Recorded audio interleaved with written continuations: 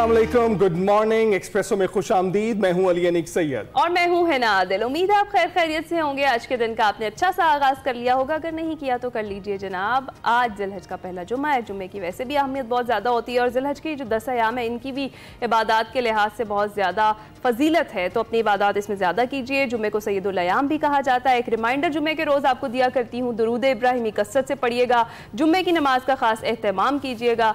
पूरी उम्मत मुसलमा को अपनी खास दुआओं में याद रखिएगा। जब दुआ के लिए हाथ उठाएं तो हमें भी अपनी दुआओं में याद रखिएगा जनाब। इसके साथ ही आज अच्छी खबर से अली, जबरदस्त अच्छी खबर से होना हाँ एग्जैक्टली। और हम लेकिन कभी कभी शामिल करनी पड़ती है, लेकिन अपडेट करना होता है आपको। आज वो दिन फिलहाल बड़ी अच्छी सी जो वो न्यूज़ है आपके साथ शेयर करते हैं। जनूबी कोरिया में Asian athletics javelin throw qualifying round के ग्रुप ए में क्वालिफाइंग राउंड की पहली बारी में अरशद नदीम ने 86.34 की सबसे लंबी थ्रो की, जिसके साथ उन्होंने एशियन एथलेटिक्स चैंपियनशिप के फाइनल के लिए क्वालिफाई कर लिया। बिल्कुल। और दूसरी जानिब भारतीय खिलाड़ी यश ने पहली बारी में 76.67 मीटर की थ्रो की है और कोरिया के शहर गवामी में जेवलिन थ्रो का क्वालिफाइंग राउंड हुआ। पाकिस्तान के यासिर सुल्तान ने ग्रुप बी में पहली ही बारी में 76.07 मीटर की थ्रो करके फाइनल में जगह बनाई। यूं दो पाकिस्तानी एशियन एथलेटिक्स चैंपियनशिप के फाइनल में पहुंच गए हैं। और अरशद नदीम की बात करें तो उनकी थ्रो ग्रुप ए में इस मरहले की सबसे लंबी थ्रो साबित हुई है। उनकी ये कारकर्दगी उन्हें ना सिर्फ फाइनल तक ले गई बल्कि इवेंट के लिए एक फेवरेट उम्मीदवार भी बना दिया है उन्हें। अरशद की थ्रो न सिर्फ तकनीकी लिहाज से मजबूत थी बल्कि उनकी एतमाद और फिटनेस का भी भरपूर मजहर थी। और याद रहे कि अरशद नदीम ने पेरिस ओलंपिक्स में जेवलिन थ्रो के मुकाबलों में नया ओलंपिक रिकॉर्ड कायम करते हुए तलाई तमगा हासिल किया था। उन्होंने ये कारनामा 92.97 मीटर फासले पर नेजा फेंककर सर अंजाम दिया था, जो उनके करियर की बेहतरीन कारकर्दगी भी थी। जी हाँ, एशियन एथलेटिक्स चैंपियनशिप का फाइनल कल दोपहर पाकिस्तानी वक्त के मुताबिक 1:10 पर होगा, जो अपने हमारे एथलीट्स हम दोनों को हम बेलक कहेंगे जनाब। और हमारी दुआएं साथ है, कौम का सर ऐसे ही फखर से बुलंद कर दीजिएगा। अभी जरा मुल्की सियासी सूरत हाल पर नजर डालते हैं बड़ी खबर में।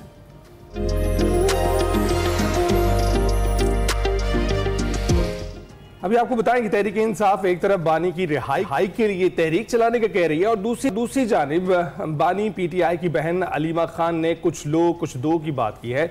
इस पर तहरीक इंसाफ की सफ़ों में बयानिए की कशमकश और हिकमत अमली का इब्हाम वाज़े होता जा रहा है। आज तक 2 साल में ये नहीं पता चला आपको हमारे भाई से चाहिए क्या है, आप मांग क्या रहे हैं उसके। वो तो कह रहे रूल ऑफ लॉ करो, वो रूल ऑफ लॉ के लिए खड़ा है, वो जमहूरियत के लिए खड़ा है। आप हमारे साथ बात करना चाहते हैं, यकीन करें, आप बताएं, गिव एंड टेक करना चाहते हैं, हमें बता दें इमरान क्या गिव करे और आपको क्या चाहिए। इंशाल्लाह हम आपको यकीन से कहते हैं, जो ईमानदारी से जो चीज़ होगी हम आपके साथ बातचीत करेंगे। और गुज़िश्ता रोज़ अडयाला जेल में बानी से मुलाकात के बाद तहरीक इंसाफ के सीनियर रहनुमा बैरिस्टर अली जफर ने सहाफ़ियों से गुफ्तगू करते हुए वाज़ेह किया है कि बानी पीटीआई ने कुछ लो और कुछ दो जैसे किसी भी तस्वुर को मुस्तरद कर दिया है। वो अपने लिए कोई रियायत नहीं मांग रहे, मगर पाकिस्तान में कौमी इत्तेहाद के लिए इस्टेब्लिशमेंट के साथ मुज़ाकरात के लिए हर वक्त तैयार हैं और उनके दरवाजे हमेशा खुले हैं। उन्होंने साथ ही बड़ा वाज़ेह किया कि कोई इवेंट टेक नहीं है, हमें सिर्फ मेरे दरवाजे सिर्फ खुले हैं, सिर्फ और सिर्फ इस्टेब्लिशमेंट से डायरेक्टली बात करने के लिए, नेशनल इशूज़ पे यूनिटी की खातिर, इत्तेहाद की खातिर। इसके अलावा मैंने कोई अपने लिए कोई चीज़ ना मांगना है, ना कोई मैं बना अपने इंसाफ चाहता हूँ। सिर्फ मेरा ये मौक़िफ़ है कि जल्द से मेरे केस समाअत हो। और उधर गुज़िश्ता रोज़ अलीमा खान ने गिव एंड टेक बयान पर वजाहत जारी की है और उन्होंने बताया है कि बानी के सामने रिहाई के लिए क्या शराइत रखी गई। उनसे कहा गया था, कहते हैं 2 साल पहले, कि आप 3 साल के लिए चुप रहें। दूसरा, जब आप कहते हैं कि जो जैसे 26वीं तरमीम आई है इसको कबूल कर लें, 9 मई का उन्होंने मुझे कहा इसकी माफ़ी मांग लें। तो क्या पसे पर्दा कोई मुज़ाकरात हो रहे हैं या नहीं, और क्या तहरीक इंसाफ एहतजाजी तहरीक चलाने की पोजीशन में है भी या नहीं, इस पर हमने बात करनी है। मैं ज्वाइन कर चुके हैं आमिर ज़िया साहब, सीनियर तज्ज़ियाकार है। अस्सलाम वालेकुम आमिर साहब, सुबह खैर, कैसे हैं आप? वालेकुम सलाम और सुबह खैर आप लोगों को भी। आप बताइए, मिजाज शरीफ सही है, आप लोग ठीक हैं? अल्हम्दुलिल्लाह। अच्छा आमिर साहब, सबसे पहले तो बात करते हैं तहरीक इंसाफ की जो सफ़ों में बयानिए की कशमकश और जो हिकमत अमली का इब्हाम है वो वाज़े होता जा रहा है। कुछ लो दो और कुछ दो के बयानात और फिर उन पर वजाहतें, कैसे देखते हैं इस सबको? कल वो मेरी भी इस मामले के ऊपर कई उनके सीनियर लीडर से बात हुई, मतलब ऑफ द रिकॉर्ड भी हुई। बात ये कि जब भी पार्टी अंडर प्रेशर होती है तो उसकी तरफ से उसमें दबाव में जब इजाफा होता है तो मुख्तलिफ सिग्नल्स मिल रहे होते हैं। जो हलीमा खान साहिबा ने बात की, जाहिर है कि वो गैर सियासी शख्सियत हैं और उनकी बहन है, और बहन कोई भी जो है मतलब है वो एक उस पर जज्बातियत होती है जब वो गुफ्तगू करती हैं, तो उनका इशारा ये था कि भाई बताया जाए आप हमसे चाहते क्या है, कैटेगोरिक तरीके से, और जाहिर है कि उसको फिर दोहरा भी दिया। लेकिन जो पार्टी की ऑफिशियल पोजीशन है वो ये कि जी मतलब है कि बातचीत यकीनन होती है। इमरान खान एक अरसे से कह रहे हैं कि जी गुफ्तगू होनी चाहिए, जो बाजवा साहब का दौर था उस जमाने से कह रहे हैं, और एस्टेब्लिशमेंट ही के साथ उनकी गुफ्तगू की ख्वाहिश है, तो कोई नई पोजीशन नहीं है। मसला ये कि क्या एस्टेब्लिशमेंट उनसे बात करने के लिए तैयार है, ये सवाल है। हाँ। और इस वक्त जो इशारा है वो ये है कि एस्टेब्लिशमेंट गालिबन जो है उनसे बात करने के लिए तैयार नहीं है, जबकि हुकूमत से अगर वो बात करते हैं तो वो पीटीआई के लिए फायदेमंद यूं नहीं होगा कि नून लीग जो है वो बेनिफिशरी है। जब से पीटीआई मुश्किल में आई है तो उसका फायदा नून लीग को है, तो वो सिंसियर निगोशिएटर नहीं हो सकते बकौल पीटीआई के लोगों के, तो जाहिर है कि उन पर एतमाद की कमी है। और ये समझते कि क्योंकि हमारे मामला जो है खराब एस्टेब्लिशमेंट से हुए थे तो वहीं पे दुरुस्त होने चाहिए, वहीं पे बात होनी चाहिए। बात ये कि हमें जो सवाल करना चाहिए कि पाकिस्तान के मफाद में क्या है। इसी तरह की जो कशमकश है वो जारी रहनी चाहिए।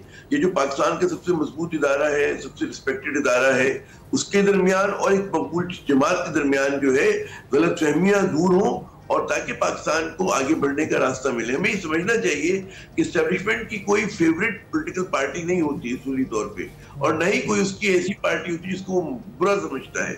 उसका किरदार जो है न्यूट्रलिटी का होता है, और स्टेट का इंस्टीट्यूशन है वो तमाम पाकिस्तानियों के लिए है। जितनी जल्दी ये और लड़ाई खत्म हो और ये जो कशमकश खत्म हो पाकिस्तान के लिए। आमिर साहब, लेकिन इस सूरत हाल में अगर आप सिर्फ तहरीक इंसाफ को देखें तो जहां पहले बहुत सारे इख्तिलाफात थे, आपको लगता है कि इस रिफ्ट की वजह से मजीद कुछ डेंट पड़ेगा? बिल्कुल, देखिए इख्तिलाफात बिल्कुल है उस जमात में, वो कुछ छुपे हुए नहीं है, उसमें धड़ेबंदी है। और अगर आप तारीख देखें कि जो भी जमात अंडर प्रेशर होती है उसमें ये तमाम डिवीजन होते हैं।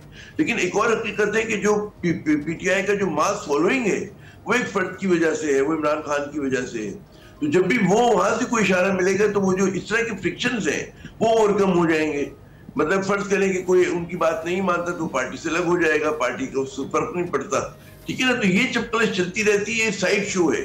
असल शो ये है कि क्या जो है पाकिस्तान में एक ब्रॉडर लेवल के ऊपर जो है सिचुएशन को डिफ्यूज करने की कोशिशें हो रही हैं, नहीं हो रही हैं।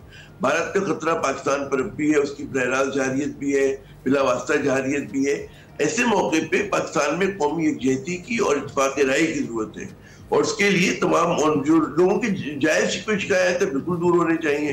किसी ने वाकई कोई ऐसा जुर्म किया है जिसकी सजा मिलनी चाहिए तो बिल्कुल मिलनी चाहिए, और उसका इतलाक में तमाम जमातों पर होगा, तमाम फोर्सेस पर होगा। ये फर्स्ट नून लीग में बदनुमान अनासिर उन पर भी कार्रवाई हो, पीटीआई में उन पर भी हो, पीपल्स पार्टी एमकेएम, तो कहीं पर आपको इवन हैंडेड जब तक आप नहीं चलेंगे पाकिस्तान में एक आप समझते हैं कि आगे बढ़ने का भी रास्ता नहीं मिलेगा। अभी जो है सिलेक्टिव जस्टिस हो रहा है, लोगों में एक एहसास है, उस एहसास को दूर करने की जरूरत है। जनाब आमिर साहब, जिस तरह से भी हम बात कर रहे हैं, पाकिस्तान तहरीक इंसाफ एक जाने मुज़ाकरात का जिक्र कर रही है और दूसरी जाने पर एहतजाजी तहरीक का भी जिक्र किया जा रहा है कि बानी की कॉल पर मुल्कगीर एहतजाज की जो है वो कॉल दे दी जाएगी। क्या लगता है आपको, इस पोजीशन में है पाकिस्तान तहरीक इंसाफ के कोई टफ टाइम हुकूमत को दे सके? इससे पहले किसी भी किस्म की मौसर तहरीक चलाने में कामयाब दिखाई नहीं दी पाकिस्तान तहरीक इंसाफ। देखिए, नवंबर में उन पे काफी सख्त किस्म का क्रैकडाउन हुआ था गुज़िश्ता बरस के बाद। उसके बाद आपने देखा कि बहुत अरसे तक कोई इन्होंने नहीं किया। तहरीक इंसाफ के लिए एक जमहूरी एहतजाज जलसा जुलूस करना जो है नामुमकिन बना दिया गया है पंजाब में खुसूसन, और बाकी मुल्क के इलाकों में बड़ी सख्ती है। तो लेकिन बात ये कि जब आप बातचीत भी नहीं करेंगे, आप मतलब उनको डेमोक्रेटिक रास्ता भी नहीं देंगे, आईन और कानून पे भी अमल नहीं होगा, तो पार्टी के पास फिर कोई रास्ता रहता नहीं कोई एहतजाज की कोशिश करे। अब एक अलग बात है कि एहतजाज कामयाब होगा नहीं होगा, एक अलग बहस, लेकिन एहतजाज जो होता है जमहूरी हक होता है। तो अगर वो प्लान करते हैं हमें एहतजाज करने, फिर उनको देखना होगा वो किस तरह से एहतजाज करेंगे कि वो माजी की तरह जो है उसकी कीमत कम हो, मतलब बहुत ज्यादा ना हो, गोलियां ना चले, उसके साथ साथ अपना जो है एहतजाज भी रजिस्टर कराए, हुकूमत पर दबाव भी डालें।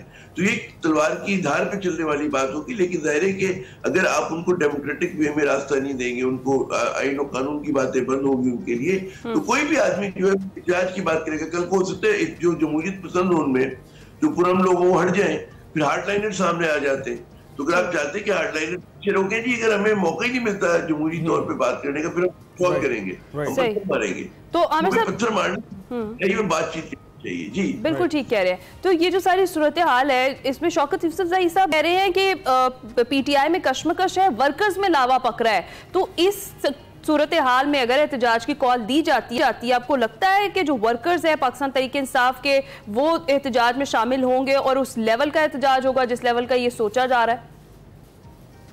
देखिए ये तो इफ्स एंड बट्स की बात है, आप पहले से प्रिडिक्ट नहीं कर सकते। वो होता है कि आप क्या मेहनत करते हैं लोगों को मोबिलाइज करने के लिए, आप क्या प्रोग्राम देते हैं, आप क्या चार्टर देते हैं, तो इसमें वो है पहले तो आप इंटेंशन का इजहार करते हैं। अच्छा, वो इंटेंशन का इजहार हो गया है।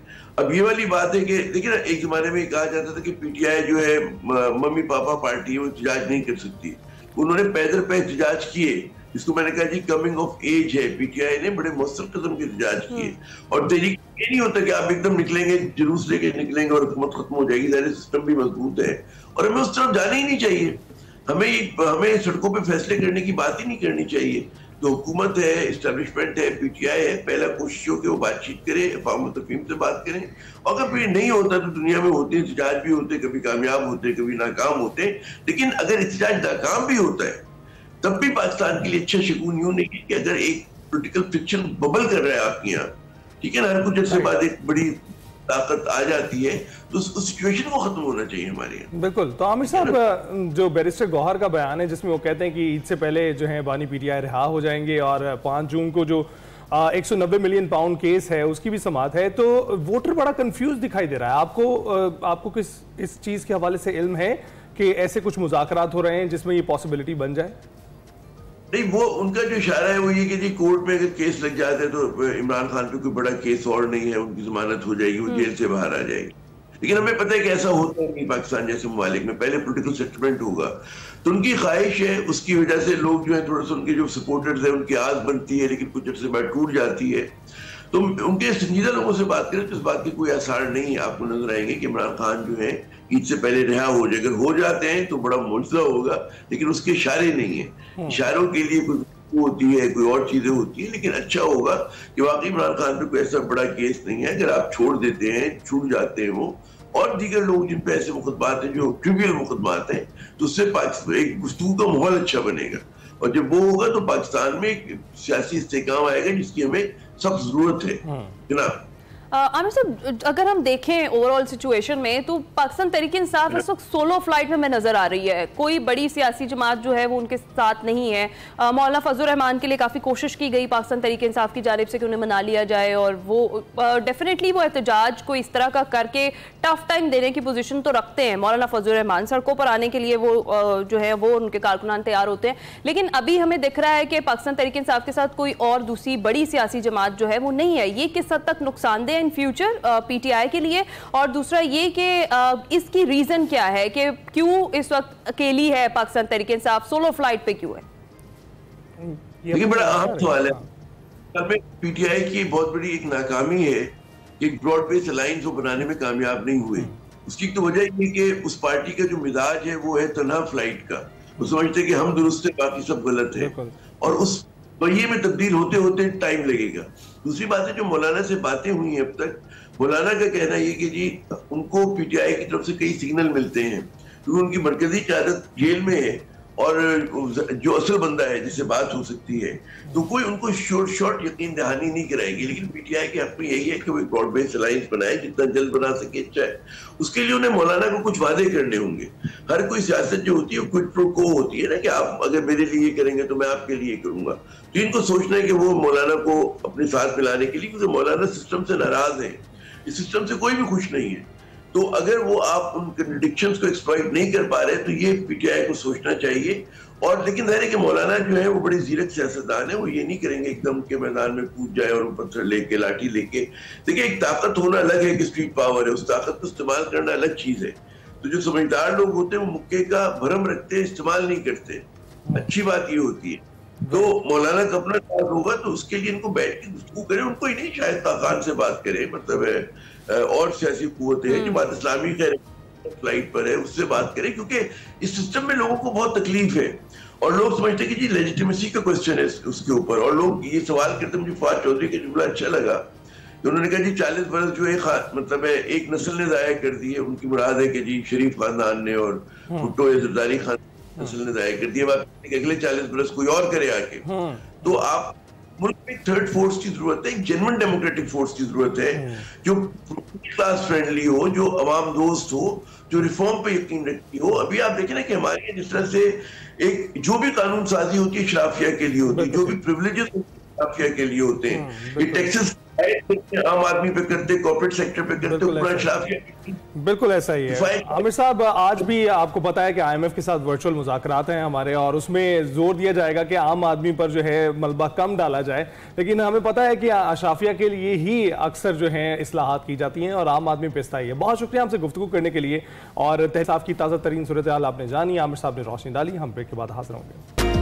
वेलकम बैक टू एक्सप्रेसो जी। अभी हमारे साथ मौजूद है पाकिस्तान की बासलाहियत और आलमी सतह पर पाकिस्तान का नाम रोशन करने वाली शेफ आयशा अली, जिन्होंने हाल ही में शारजा एक्सपो UAE में होने वाले 28वीं इंटरनेशनल एमिरेट्स कुलिनरी गिल्ड मुकाबले में शिरकत की। और सबसे काबिल फख्र बात यह है कि वो वाहिद पाकिस्तानी शेफ हैं जिन्होंने चिकन और सी फूड कैटेगरीज में गोल्ड और सिल्वर मेडल्स जीते हैं।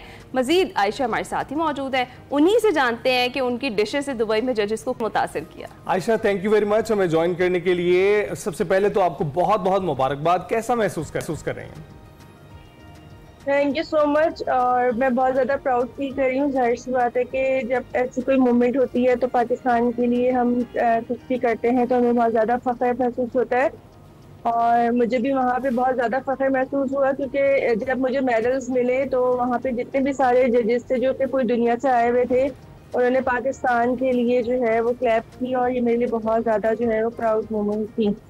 और आयशा, आपके साथ साथ हमें भी बड़ा फ़ख्र है जिस तरीके से आपने परफॉर्म किया और आपने जो डिशेस बनाई और गर्विदा बना लिया आपने जजेस को भी अपना। मुझे ये बताएं कि ये बेसिकली ये किस नौयत का मुकाबला है और इसका म्यार क्या है, इसकी इंपॉर्टेंस क्या होती है, ज़रा इसके चैलेंजेस क्या है, उस पर रोशनी डालें। ये जो है इंटरनेशनल कंपटीशन होते हैं, इसके अंदर ये बहुत यानी कि हाई लेवल के होते हैं। इसके अंदर जो है पूरी दुनिया से जो है वो शेफ्स जो है वो पार्टिसिपेट करते हैं, और जो जितने भी बड़े बड़े एग्जीक्यूटिव शेफ्स हैं दुनिया भर के, वो इसको जो है वो जज करते हैं। और इसके अंदर सारी कैटेगरीज होती हैं, 3 कैटेगरीज भी होती हैं, इंडिविजुअल कैटेगरीज भी होती हैं। तो मैंने जो है वो इंडिविजुअल कैटेगरीज में इसमें पार्टिसिपेट किया था, और अल्हम्दुलिल्लाह अल्लाह ताला ने जो है वो इज्जत से नवाजा। बिल्कुल। और ये बताइएगा, आपने चिकन और सी फूड प्रैक्टिकल कुकरी की जो कैटेगरीज थी उसमें क्या खास तैयार किया था? सी फूड पे तो मैंने सी फूड का रुलाट बनाया था, उसके साथ मैंने रोज़ातो राइस बनाए थे, और जो है चिकन में भी मैंने इसी तरीके से जो है उसको लीवर के साथ बनाया था। और जो मेरी प्लेटिंग थी, बेसिकली जो मेरी प्लेटिंग थी ना, वो उनको बहुत ज़्यादा उन्होंने अप्रिशिएट किया उसको, कि बहुत इसके अंदर एलिगेंसी थी और बहुत डिसेंसी थी। यानी कि उसके अंदर मैंने वेजिटेबल्स और ये सारा कुछ जो ना ऐसे ही ड्रॉ नहीं भर दिया था, मैंने इसको हर चीज़ को जो ना क्रिएटिविटी के साथ बैलेंस करके मैंने प्रेजेंट किया था। तो उनको इस चीज़ से जो ना लोगों को बहुत ज़्यादा उन्होंने अप्रिशिएट किया। सही है आयशा, ऊपर से अब ईद आ गई है, आप यहाँ पर गोल्ड और सिल्वर मेडल्स भी जीत आई हैं, तो मेरे ख्याल से आपकी डिमांड इस वक्त घर में सबसे ज़्यादा होगी। या फिर गेस्ट कॉल तो नहीं करके कह रहे कि अगर आयशा वापस आ गई हैं मुकाबले से तो हमारे लिए ये डिशेस बनाइएगा? तो आ गई, लेकिन अनफॉर्चुनेटली मैंने बीच में और इसमें कोई भी मेडल नहीं लिया है, तो इसमें मैं सबसे बच रही हूँ।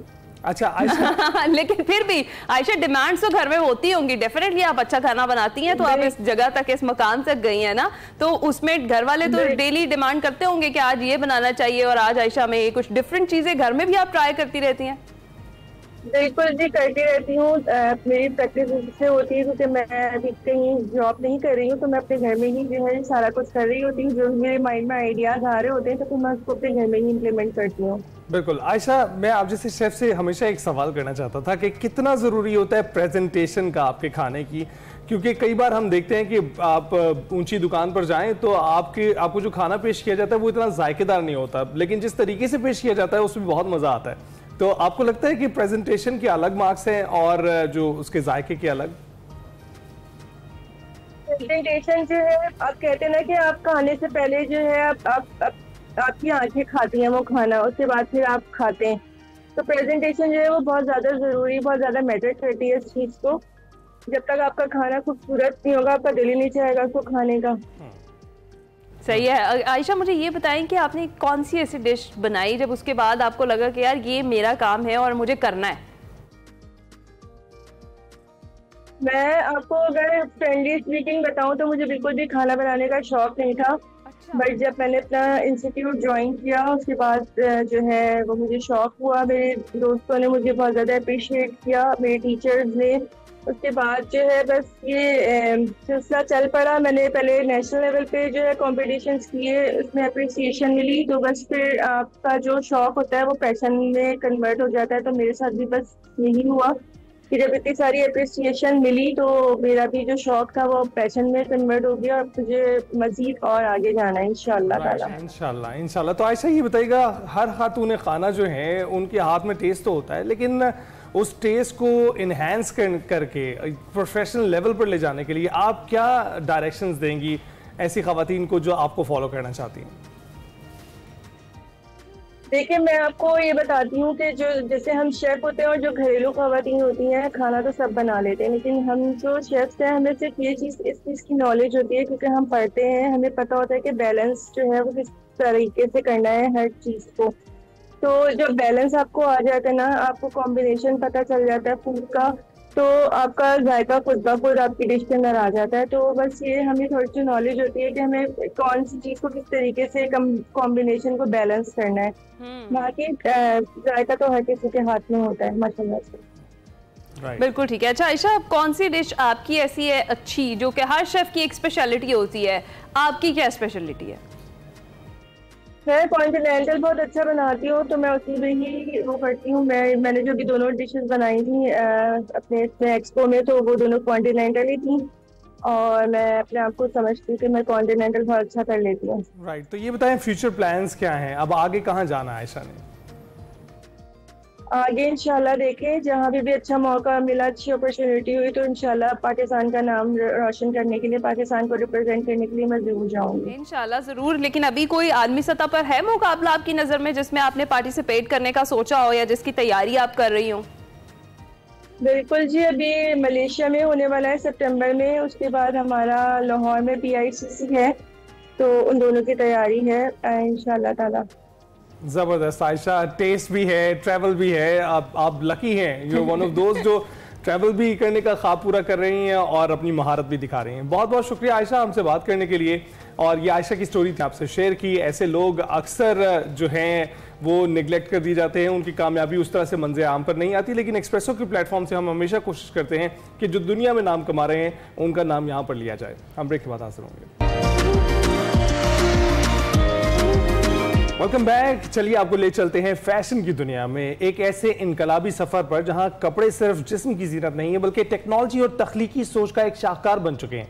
जी हाँ नाज़रीन, हम बात कर रहे हैं डिजिटल फैशन डिजाइनिंग की। एक ऐसी दुनिया जहां सिलाई मशीन की जगह कंप्यूटर, धागे की जगह कोड और कपड़े की जगह पिक्सल्स ने ले ली है। और इस नई दुनिया में पाकिस्तान की पहचान बनकर उभर रही हैं जोहा खान, जो ना सिर्फ पाकिस्तान की पहली डिजिटल फैशन डिजाइनर हैं बल्कि आलमी सतह पर भी अपनी मुनफरिद पहचान बनाने में कामयाब हो चुकी हैं। जोहा ने रिवायती डिजाइनिंग को पीछे छोड़कर कंप्यूटर सॉफ्टवेयर जैसे कि CLO, 3D, blender, marvellous designer और AR टूल्स के मलबूसात तख्लीक करने के लिए 3D का जो फन है वो सीखा है। और मजीद इस हवाले से जोहा से ही जान लेते हैं। जी हाँ, जोहा हमारे साथ मौजूद। अस्सलाम वालेकुम जोहा, गुड मॉर्निंग, कैसी हैं आप? अस्सलाम, मैं खैरियत से, आप कैसी हैं? अल्हम्दुलिल्लाह। जोहा, सबसे पहले तो भाई अपनी हमें बताएं कि क्या आपकी क्वालिफिकेशन है, क्या आपकी तालीम है, और उसके बाद आपने कैसे सोचा कि 3D फैशन डिज़ाइनिंग की तरफ आपको जाना है, और इसके बाद आपने एक्सप्लेन भी करना है हमारी ऑडियंस के लिए कि बेसिकली 3D फैशन डिज़ाइनिंग है क्या।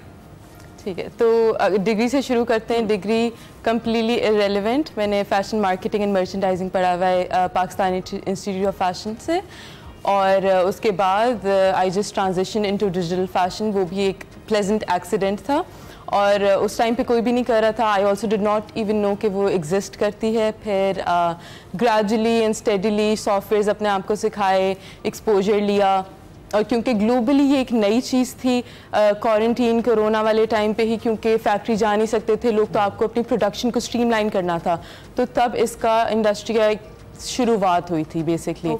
तो अल्हम्दुलिल्लाह मैं भी बाई चांस उसी वक्त शुरू हो गई, तो अर्ली अडॉप्टर्स में से मेरा भी नाम आता है। वहाँ से फिर बस ये सफ़र शुरू हुआ और फिर पीछे मुड़ के नहीं देखा। राइट। तो हम देखते हैं कि बहुत सारी चीज़ें हमें आम सोशल मीडिया प्लेटफॉर्म पर भी नज़र आती हैं और हर बंदा अब उसको इस्तेमाल कर रहा है, किसी ना किसी हद तक इससे आशना है। लेकिन आप क्या समझते हैं कि नीश जो है इसमें कैसे डेवलपमेंट हो रही है और पाकिस्तान में किस तरह से ये बढ़ रही है आगे? ये आपने बहुत मज़ेदार बात की कि एक्चुअली लोग इसको इस्तेमाल करें लेकिन उन्हें पता नहीं है। गेम हम सब खेलते होंगे, गेम में कैरेक्टर ने जो कपड़े पहने हुए हैं वो किसी डिजिटल फैशन डिज़ाइनर ने बनाए होंगे। आप अगर कोई फ़िल्टर यूज़ कर सकते हैं, बेशक वो स्नैपचैट पे हो, इंस्टाग्राम फ़िल्टर्स पे हो, वो फ़िल्टर अगर कपड़ों से रिलेटेड है, कोई एक्सेसरी है, be it sunglasses, jewellery, anything of that sort, वो भी एक डिजिटल फैशन डिज़ाइनर ने बनाया होगा। तो बेसिकली ये है क्या कि पहले हम सुई धागा ये सारी चीज़ें हम मैनुअली फिजिकली बनाते थे, अब वही चीज़ें इट्स द सेम लेकिन आप डिजिटली एक सॉफ्टवेयर के थ्रू बना रहे हो।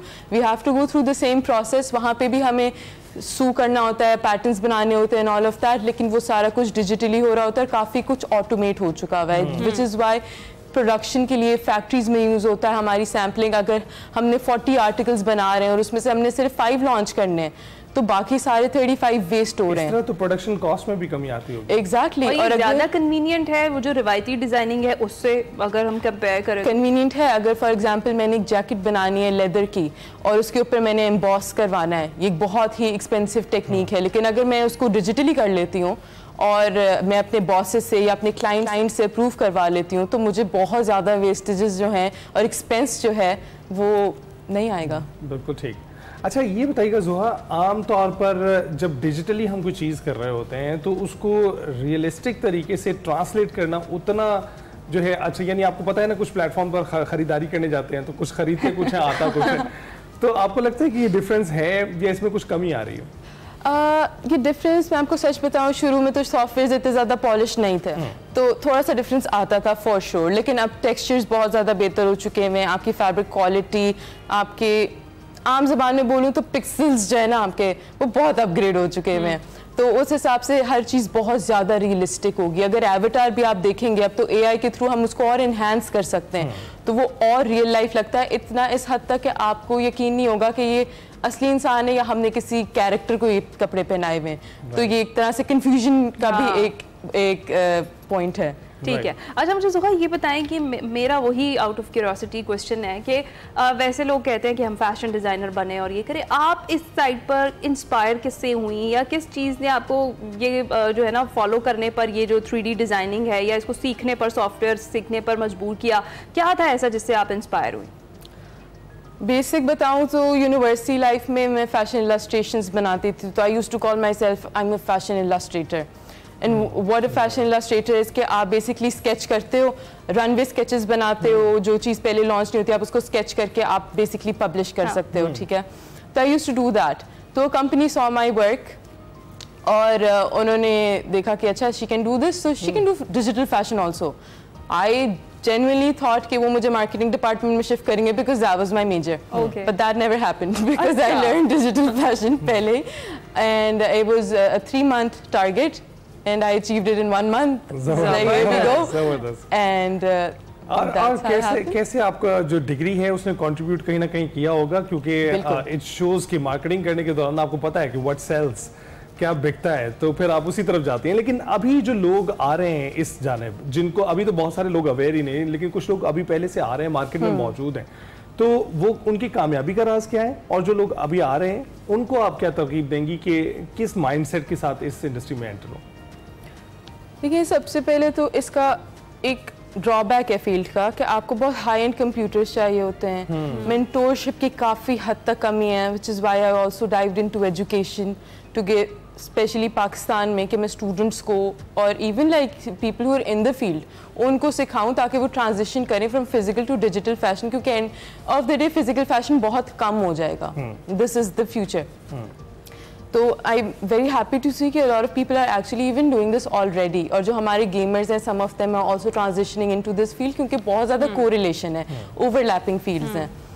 और जो नए लोग आ रहे हैं, we as you know the first movers we want कि अच्छा हम एक इस तरह की डायरेक्शन दे दें, एक ब्लूप्रिंट बना दें कि आने वाले बच्चों को, बड़ों को, जो भी इस फील्ड में आना चाहते हैं उनको आसानियां हों और वो हमें रीच आउट करें, क्योंकि जब मैंने शुरू किया था कोई कम्युनिटी नहीं थी। हाँ, मैं यही पूछना चाह रही थी कि आपको जो चैलेंजेस फेस करने पड़े, आप डेफिनेटली चाहेंगे जो नए लोग आ रहे हैं वो ये ना करें। पाकिस्तान में आपको लग रहा है इसका अच्छा स्कोप है डिजिटल फैशन डिजाइनिंग का, और उस तरीके से लोग अब आ भी रहे हैं इसमें सीखने के लिए भी?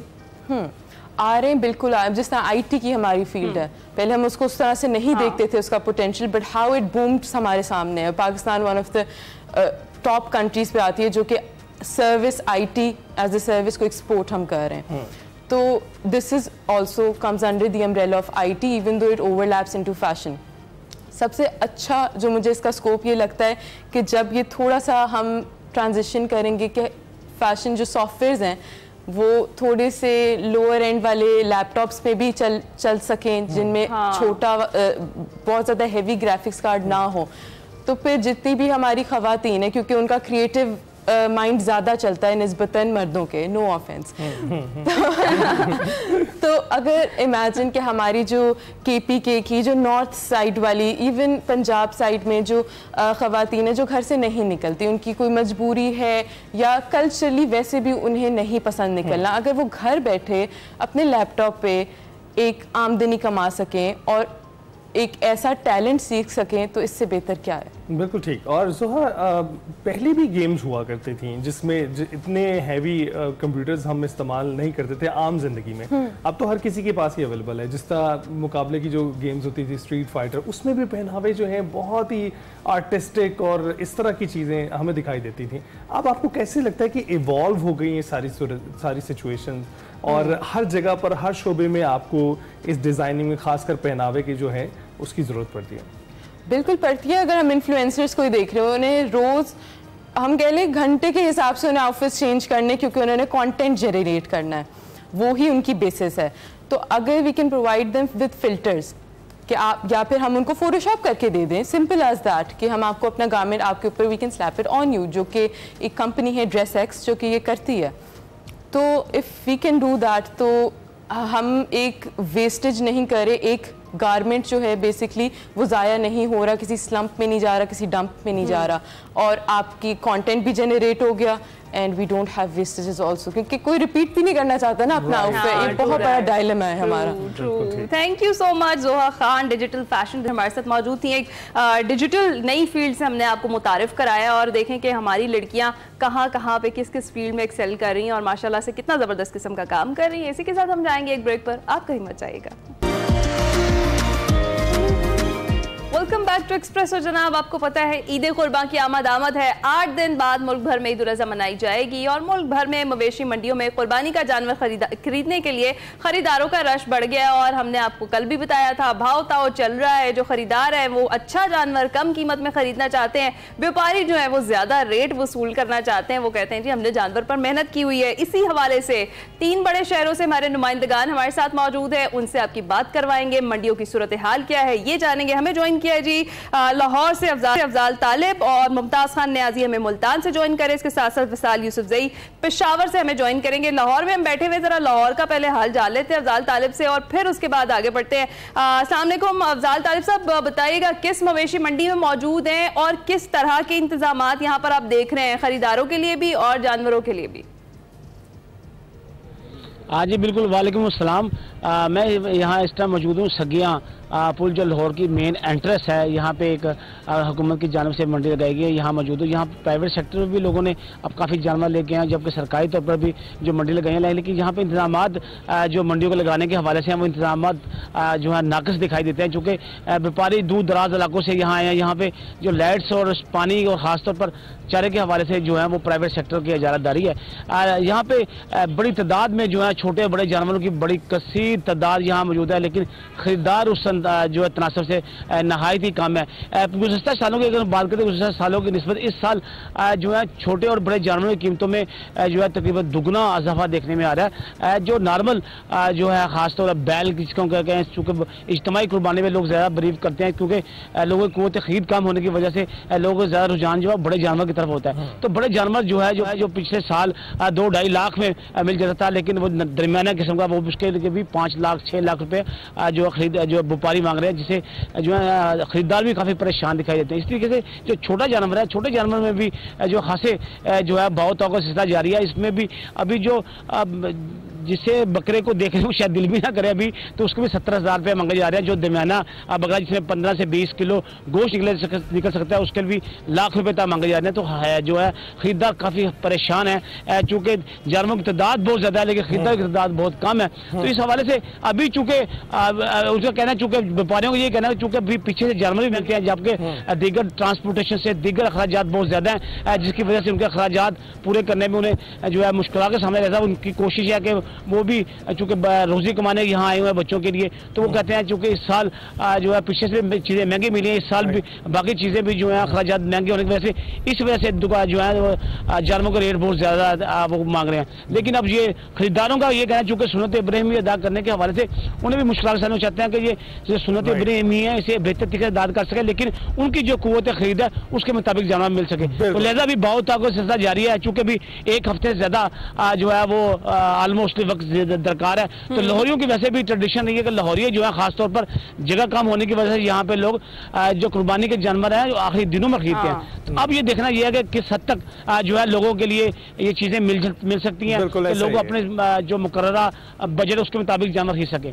राइट। तो ये अफजाल साहब बता रहे हैं, वैसे तो ईद के दिन तक जो है लोग खरीदारी करते रहते हैं, चांद रात के बाद भी खरीदारी होती रहती है। तो विशाल आप बताइएगा, पेशावर में इस वक्त आप क्या सूरत हाल देख रहे हैं? बारिशें भी हो रही हैं, क्या इससे मौसम से अफेक्ट हो रहा है? मवेशी मंडी जो है इस वक्त ग्राहकों से भरी है या जानवरों से? जी बिल्कुल, मैं इस वक्त रिंग रोड की मंडी है, सबसे मशहूर और बड़ी मंडी में खड़ा हूँ।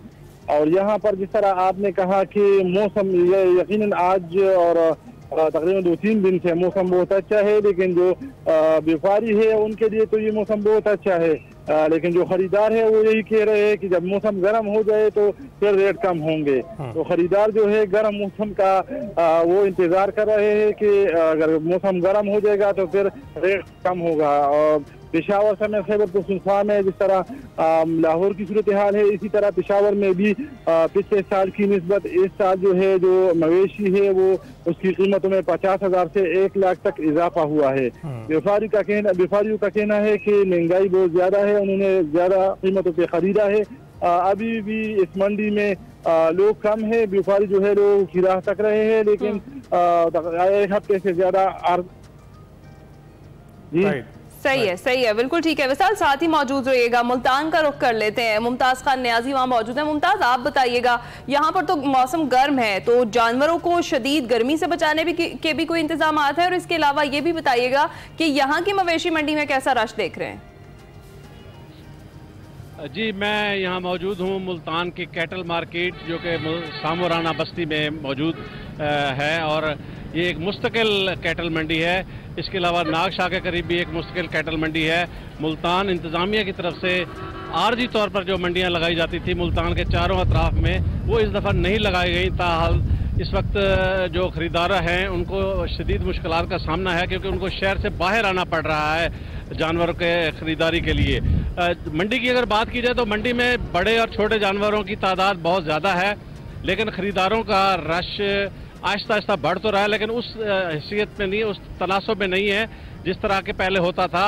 आज मुल्तान में मौसम कुछ कदरे बेहतर है, हवाएं चल रही हैं और गर्मी कुछ कम है। जुम्मे का दिन है, आज खरीदारों का रश भी ज़्यादा है, लेकिन अभी तक बहुत का सिलसिला चल रहा है।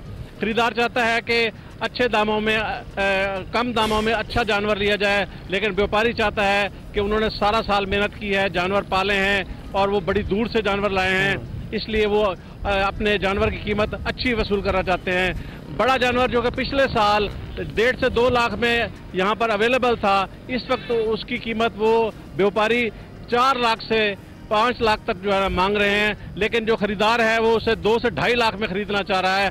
बहुत का सिलसिला जारी है। इस वक्त जुम्मा की छुट्टी है, जो कि मुल्तान में मार्केटें बंद होती हैं, मंडी में रश बढ़ता हुआ दिखाई दे रहा है, लेकिन अभी तक जो असल खरीदार है वो नहीं सामने आ रहा। अभी तक सिर्फ पूछताछ का सिलसिला जारी है और पसंद नापसंद का सिलसिला जारी है। इसी तरह अगर छोटे जानवर की बात की जाए तो जो जानवर पिछले साल 50 से 60 हज़ार में मिलता था बकरा 20 से 25 किलो वजन का, इस वक्त वो 80 से 90 हज़ार और लाख से 1.5 लाख रुपए तक व्यापारी वसूल अपना मांगना चाह रहे हैं, जबकि खरीदार जो है उसे 70 से 80 हज़ार के दरमियान खरीदने के लिए तैयार है। जहां अगर इंतजामात के हवाले से बात की जाए तो इंतजामात इतने अच्छे नहीं है। यहाँ पर पानी के, चारा जात के और छांव के इंतजामात इंतहाई नाकिस हैं, जिसकी वजह से व्यापारियों को शदीद मुश्किलात का सामना हो रहा है। जबकि दूर से आने वाले, क्योंकि मुल्तान शहर से बाहर मंडी ये बनाई गई है और ये मुस्तकिल मंडी है और वाहिद मंडी है, जिसकी वजह से यहाँ पर जो खरीदारी के लिए आने वाले लोग हैं उनको भी मुश्किलात का सामना करना पड़ रहा है। जी राइट। तो मुमताज आपका, अफजाल आपका और विशाल आपका, आप तीनों का बहुत बहुत शुक्रिया। आपने 3 मुख्तलिफ शहरों में अपडेट किया और भाव ताव का सिलसिला जारी है। आसमान से बातें कर रही हैं कीमतें और कोशिश कर रहे हैं खरीदार भी कि जल्द अज जल्द कोई खरीदारी मुमकिन बना ले ताकि सुन्नत इब्राहिम में अदा कर सके। हम ब्रेक के बाद हाजिर होंगे।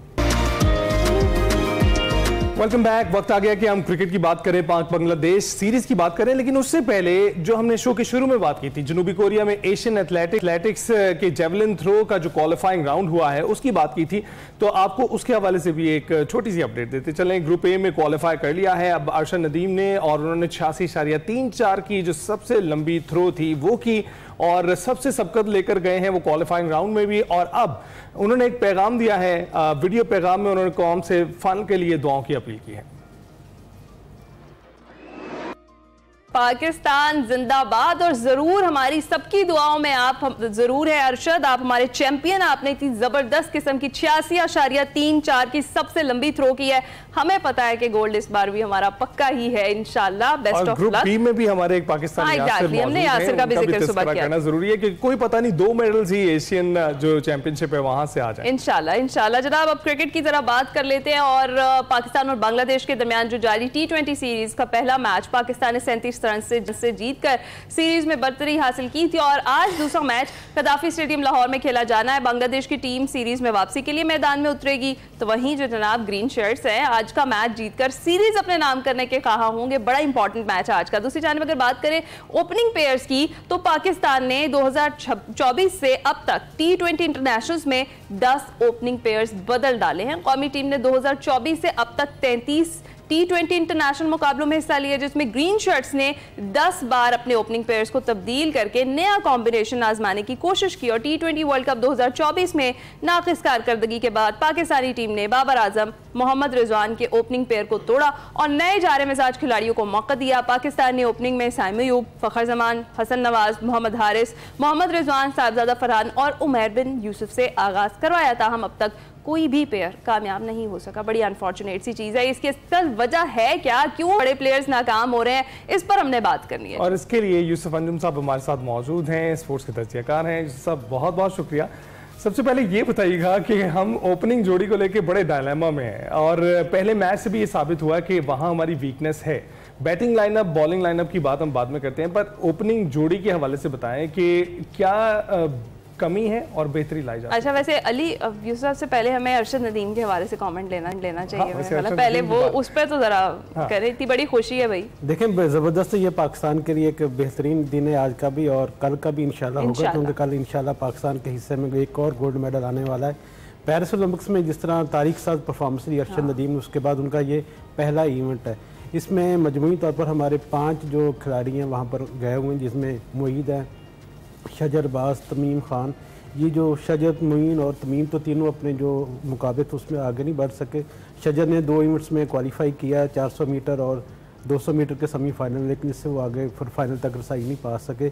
हमें पहले दिन से उम्मीद थी कि अरशद और उसके साथ यासर जो गए हैं जेवलिन थ्रो में यकीनी तौर पर पाकिस्तान के लिए मेडल जीत कर लाएंगे। तो अरशद ने आज तो कमाल किया कि उन्होंने पहली थ्रो में 86.34 वो सारा मीटर थ्रो करके अपना फाइनल में रसाई पाई। यासर ने भी अच्छी परफॉर्मेंस दी, 76.07 के हिसाब से उन्होंने भी अपना फाइनल में अपना क्वालिफाई किया है। तो यकीनी तौर पर ये पाकिस्तान का चेहरा है जो दुनिया में उनको सामने आ रहा है। पहले अरशद ने जब पेरिस ओलंपिक्स में गोल्ड मेडल जीता था तो पूरी दुनिया में एक नाम बना के यार पाकिस्तान का भी कोई नाम है, और पाकिस्तान के खिलाड़ी ने तारीख रकम की है। इनके ओलंपिक की हिस्ट्री में इससे बड़ी कामयाबी किसी ने हासिल नहीं की थी। तो अरशद नदीम हो, चाहे क्रिकेट के मैदान हो, हॉकी के मैदान हो, ये सब हमारे स्टार्स हैं और सब पाकिस्तान की पहचान है। पूरी कौम की दुआएं हमारे इनके साथ स्टार्स है। को क्रिकेट में क्या हो गया? अब अली के सवाल की अब उसका जवाब दें। देखिए क्रिकेट में रीबिल्डिंग का सिलसिला जारी है। आपने बात की ओपनर पेस की बात की, लेकिन कोचेस की भी आपको बात करनी चाहिए कि कोचेस भी हमने बहुत ज़्यादा तब्दील किए हैं। तब्दीलियों का सिलसिला जारी है। और थोड़ा सा क्योंकि पहला मैच था तो जब फ़खर और साइम अयूब हुए तो यकीन माने कि शायद दिल में आया कि अल्लाह खैर कहीं अपसेट ही ना हो जाए। लेकिन उसके बाद जिस तरह हसन नवाज़ ने परफॉर्मेंस दी, सलमान अली आगा ने बैटिंग का मुजाहरा किया, शादाब खान ने अच्छी इनिंग्स खेली, मोहम्मद हारिस ने गो के छोटी इनिंग्स खेली लेकिन वो भी काफ़ी हद तक उन्होंने कंट्रीब्यूट किया। एक फ़र्क नज़र आया कि ओपनर आउट होते पहले ये था कि 2-3 विकेटें हमारी गिर गई तो फिर समझे कि बस लाइन कर जाता था। लेकिन अब थोड़ा फ़र्क नज़र आया। हमारे जो नए coach head coach mic Hesson, उन्होंने पहले कहा था कि हमें स्मार्ट क्रिकेट खेलने की ज़रूरत है, मॉडर्न क्रिकेट हमें अपनाना होगी। स्मार्ट क्रिकेट ये कि आप सिचुएशन के लिहाज से खेलें। अगर आपके इब्तदाई बल्लेबाज आउट भी हो गए तो आपको वहाँ जाकर सेटल डाउन भी होना है और 7 रन भी करने हैं। और ये पहला मैच है जिसमें पाकिस्तानी टीम ने 12 से बस ज़्यादा से ज़्यादा 12 डॉट बॉल खेले। इससे पहले होता था 6 ओवर हमने डॉट बॉल खेली है। वही जब बाबर और रिजवान के हिस्से में कि स्ट्राइक रेट हमारा बहुत कम है तो उसको ओपनिंग की वजह से अब चूँकि लड़के सीख रहे हैं और जिस तरह की अब जो क्रिकेट आगे बढ़ रही है तो यकीनी तौर पर उनमें कंपटीशन का फिर अभी से वही वाली चीज़ है कि इनको भी उतना टाइम देना चाहिए हमें जितना टाइम हमने अपने सीनियर्स को दिया है। नए जो हमारे प्लेयर्स हैं डेफिनेटली उन्हें भी उतना टाइम देना चाहिए। इंडिविजुअली अगर आप पहले मैच में परफॉर्मेंस की बात करें तो आपको क्या लगता है हसन अली की कैसी परफॉर्मेंस रही? हसन नवाज जो हसन स्क्वायर हमने देखा वो छाए रहे, तो उस परफॉर्मेंस पर भी ज़रा कॉमेंट करें। देखिए हसन अली ने यकीनन 1 साल टीम से बाहर है, उन्होंने अपनी मेहनत की, काउंटी क्रिकेट में भी उन्होंने परफॉर्म किया, फिर डोमेस्टिक में उन्होंने अपनी सलाहियतों का मुजाहरा किया, गलतियों से सीखा। उनको पता था कि हमारे अब मुकाबले में बहुत ज़्यादा कंपटीशन हो गया, वापस आना इतना आसान नहीं होगा, उसके लिए मेहनत करना पड़ेगी। और हसन अली ने कभी ये कहना था कि मैंने खुद मेहनत की, उन्होंने खुद अपने आप को क्रेडिट दिया कि शाबाश हसन अली आपने अच्छी परफॉर्मेंस दी, अच्छी मेहनत जिसका आपको सिला मिला है। पूरे PSL में हमने देखा कि एक ही नाम था फास्ट बॉलिंग में हसन अली, हद तक लोग कह रहे थे उसका। और जिस तरह कल उन्होंने परफॉर्मेंस दी थी पहले मैच में तो मेरे ख्याल आउटस्टैंडिंग उसको परफॉर्मेंस कहा जा सकता है। उनके करियर बेस्ट वो परफॉर्मेंस थी। और 5 खिलाड़ी आउट करना T20 में बहुत मायने रखता है। आपको याद होगा इससे पहले उमर गुल ने 5 खिलाड़ी आउट किए, सुफियान मुकीम ने किए थे। और ये परफॉर्मेंस होती है जो हमेशा लोगों को याद रहती है। और इसे एक सबक दूसरे खिलाड़ियों को भी लेना चाहिए कि आप मेहनत करें, क्योंकि मेहनत के अलावा कोई ऐसा कामयाबी का शॉर्टकट नहीं है जिसमें आप आगे बढ़ सकते हैं। बिल्कुल। लेकिन यहाँ पर हम देखते हैं कि 2 ऐसी टीमें जिनकी रैंकिंग 8वें और 9वें नंबर की है तो वो आपस में टकरा रही हैं। और पाकिस्तान की अगर बात करें तो पाकिस्तान तो हमेशा बहुत कंफर्टेबल सिचुएशन में रहा है जब भी बांग्लादेश से टकराता है। और T20s में भी अगर 20 मैच हुए हैं तो 17 मैच जो हैं पाकिस्तान के नाम ही रहे हैं। लेकिन आप समझते हैं कि जो ये कंफर्टेबल होने वाली सिचुएशन थी हम इससे बाहर आकर अनकंफर्टेबल हो गए हैं उनके साथ मैच खेलते हुए और जीतना ज़रा एक मरहला बन चुका हुआ? देखिए ये तो हमारी पाकिस्तान टीम की आदत रही है। माजी में भी हम जो हरीफ टीम उसके मेयार के मुताबिक जाकर खेलते हैं, अगर वो सबसे अच्छी तो हम सबसे अच्छी परफॉर्मेंस देने की कोशिश करेंगे। अगर वो थोड़ी वीक है तो हमारी परफॉर्मेंस का मेयार भी वैसे ही हो जाता है कि जैसी मैदान वैसे ही आपकी परफॉर्मेंस वो नज़र आती है। लेकिन आप ये भी याद रखें कि अगस्त सितंबर में जब 2024 में टेस्ट मैचेस हुए थे पिंडी में तो उसमें दोनों मैच में पाकिस्तान को नाकामी का सामना करना पड़ा था। बांग्लादेश यहाँ से कामयाब होकर गई थी। ये थोड़ा एक दबाव होता है, ज़ाहरा होम सीरीज़ में आपको अच्छा परफॉर्म करना है और फिर UAE के साथ इनकी सीरीज़ थी शारजा में, उसमें वो नाकाम होकर आए थे तो प्रेशर उन पे भी था। और पाकिस्तान टीम पर तो हमेशा प्रेशर रहता है, वो प्रेशर से कभी नहीं निकलते। आज की क्या प्रेडिक्शन है? आज यकीनी तौर पर पाकिस्तान की टीम में मेरे ख्याल में तब्दीली तो कोई नहीं होगी और आज की जीत में काफ़ी इम्कानात रोशन है। एक पहले मैच में अच्छा एक साइन और भी नज़र आया कि क्राउड काफ़ी उसने सपोर्ट किया, हालांकि तवक्को नहीं थी इतनी गर्मी में कज़ावी स्टेडियम में बैठकर जहां पर वो ऊपर छत भी नहीं है तो खुले मैदान में अपना वहाँ बैठना और मैच को एंजॉय करना, तो उसको भी यकीनी तौर पर काबिल दाद के मुस्तहक हैं हमारे फैंस भी जिन्होंने PSL में भी रिकॉर्ड तादाद में आकर फाइनल देखा और फाइनल के फौरी बाद एक दिन के वक्फे के बाद इतनी बड़ी तादाद में लोगों का वहाँ पर आना, इससे साबित होता है कि पाकिस्तान जो हमेशा खेलों से प्यार करने वाले लोग हैं, क्रिकेट को सपोर्ट करते हैं, क्रिकेट वैसे ही पाकिस्तान को एक यूनाइट करने में किरदार अदा करते हैं। बिल्कुल ऐसा ही। यूसुफ साहब बहुत बहुत शुक्रिया स्टूडियोज में आने के लिए और गुफ्तगू करने के लिए। इस वक्त सीरीज चल रही है, जाकर जरूर देखिए, मैदानों का रुख करें, क्योंकि ये मैदान भरे होंगे तो एक अच्छा मैसेज आएगा कि इंटरनेशनल क्रिकेट पाकिस्तान में उसी तरह से सपोर्ट की जाती है जिस तरह से हमेशा से की जाती रही है। हम ब्रेक के बाद हासिल होंगे। Welcome back. वीकेंड आ गया है और जनाब आखिरी शो है इस वीक का, तो हम जाते जाते आपको एक रिमाइंडर देते जाते हैं, और वो ये कि कारवां सराय जो हमारा फ्लैगशिप शो है उसको देखना मत भूलिएगा। ये इतवार की रात 8 बजे चलता है, उसकी कुछ झलकियां देखते हैं।